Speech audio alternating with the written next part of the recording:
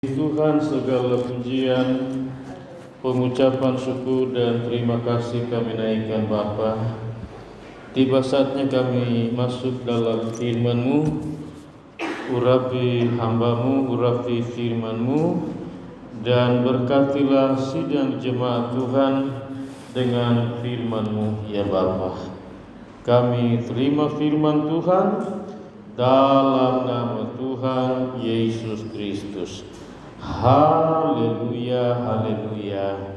Semua kita dalam Tuhan berkata amin. Puji Tuhan, silahkan kembali duduk. Selamat ulang tahun buat saudara Parelius Wau. Ya, Tuhan berkati, beri kekuatan, kesehatan, dan juga rajin belajar, rajin ibadah.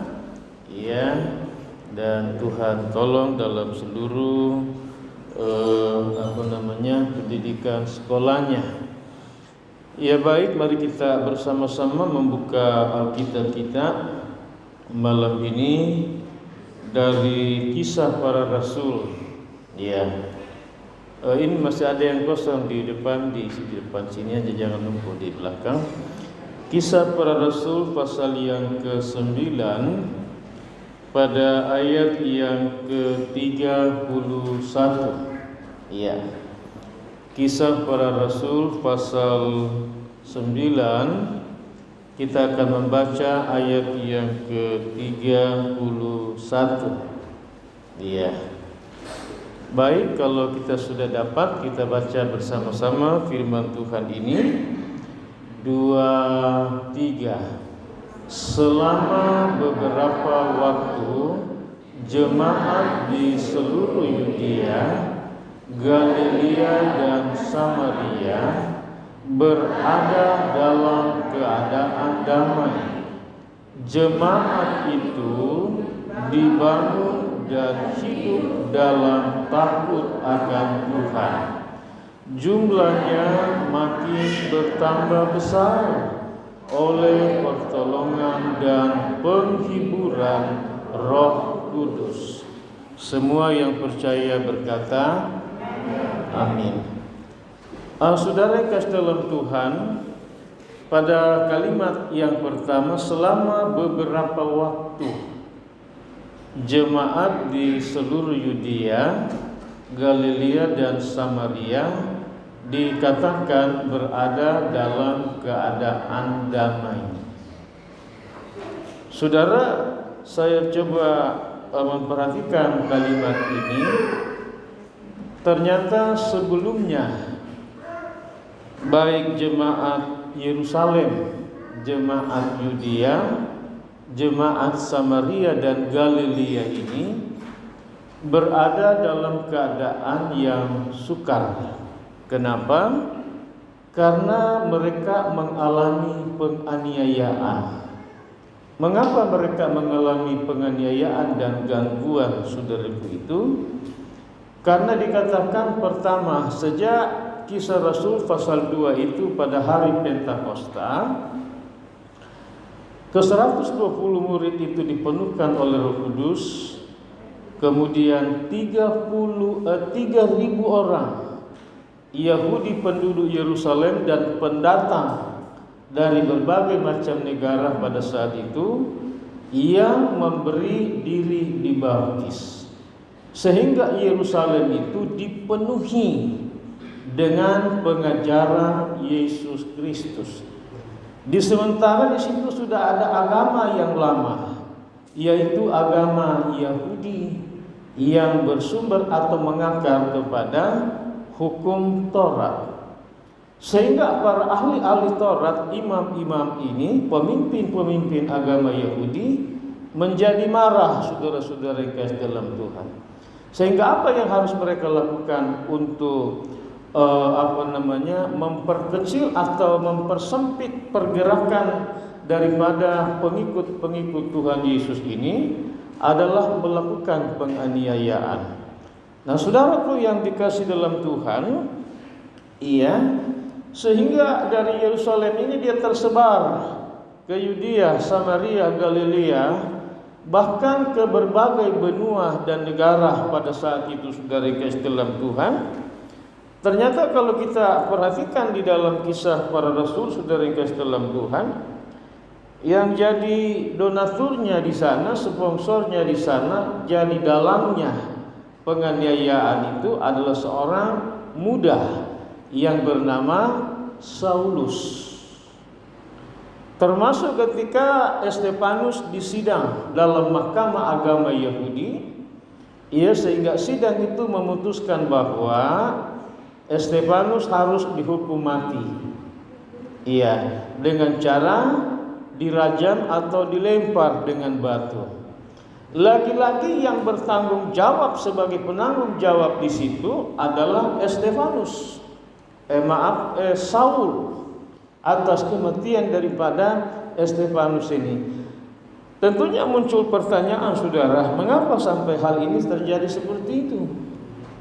Alasan yang pertama karena bangkitnya kemarahan daripada saudara kasih dalam Tuhan agama Yahudi.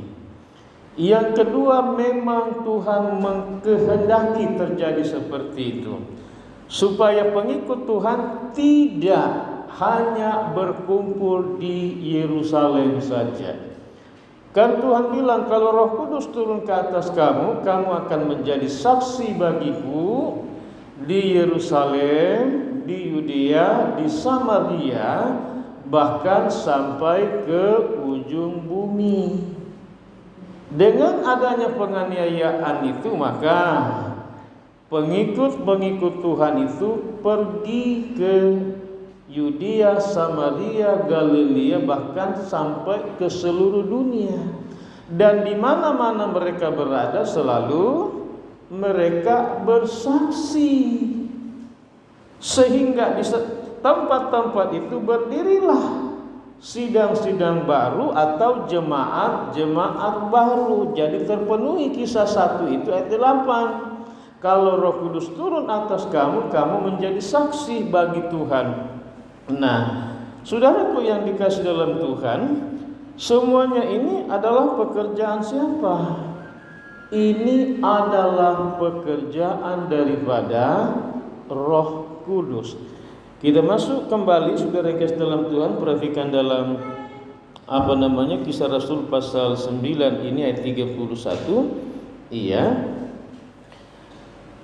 Kemudian kalimat selanjutnya, jemaat itu dibangun dan hidup dalam takut akan Tuhan.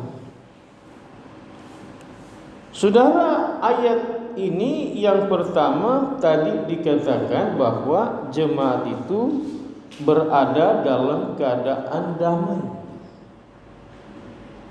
Yang kedua, dalam ayat ini jemaat itu menjadi jemaat yang terbangun, mereka bertumbuh. Mereka mengalami satu kebangunan rohani, kegerakan rohani, saudara-saudara. Lagi-lagi itu karena pekerjaan Roh Kudus. Yang membuat pula mereka hidup di dalam damai itu adalah karya daripada Roh Kudus. Selain hidup dalam damai, pertama, yang kedua, hidup mengalami kebangunan rohani atau pertumbuhan rohani yang baik, yang sehat kepada jemaat Yudea, Galilea, Samaria, bahkan Yerusalem ini. Maka yang ketiga dikatakan mereka hidup dalam takut akan Tuhan. Jadi benar-benar jemaat ini, saudaraku, hidup di dalam takut akan Tuhan, kata firman Allah. Selain mereka bertumbuh, mereka mengalami kebangunan, kegerakan rohani yang begitu luar biasa. Dan juga hidup dalam damai sejahtera karena karya Roh Kudus. Maka saudaraku, selanjutnya jumlahnya makin bertambah besar oleh pertolongan dan penghiburan Roh Kudus. Selanjutnya dikatakan bahwa jemaat Yudea, Samaria, Yerusalem bahkan berkembang kemana-mana. Dikatakan mereka justru semakin bertambah besar. jumlah mereka semakin bertambah besar, penyebaran pekabaran Injil pun semakin meluas. Begitu saudara yang kasih. Lagi-lagi ini pekerjaan karya siapa? Roh Kudus, kata firman Allah. Dikatakan bertambah besar oleh pertolongan dan penghiburan oleh Roh Kudus. Jadi saudara yang kasih dalam Tuhan melihat bagaimana karya pekerjaan Roh Kudus yang begitu besar, begitu hebat, begitu dahsyat sekali. Tapi kita melihat bahwa Roh Kudus dia tidak bekerja sendiri, tetapi Roh Kudus memakai di sana atau di dalam bagian-bagian ini ada para rasul-rasul atau murid-murid Tuhan, ada para jemaat-jemaat Tuhan di dalamnya. Jadi saudara, inilah pentingnya pekerjaan atau karya Roh Kudus, saudara-saudara yang kasih dalam Tuhan, bagi kita semuanya.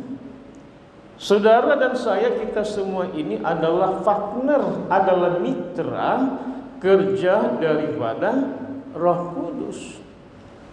Roh Kudus yang dapat saudaraku memberkati, memakai, mengurapi, menaruh saudara yang kasih dalam Tuhan, rohnya, kuasanya, kekuatannya ke dalam setiap pribadi kita semua.